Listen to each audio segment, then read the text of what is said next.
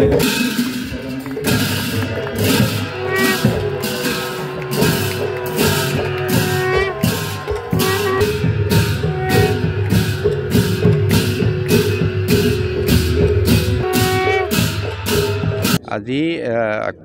কলিয়াবৰত আমি য'ত আছোঁ হাতীমুৰা এই স্থানত য'ত জুবিন গাৰ্গৰ মূৰ্তি স্থাপন হৈছে ইয়াৰ তিনিফালে ব্ৰহ্মপুত্ৰ বৈ গৈছে গাতে লাগি গতিকে ই এটা নৈসৰ্গিক এটা পৰিৱেশ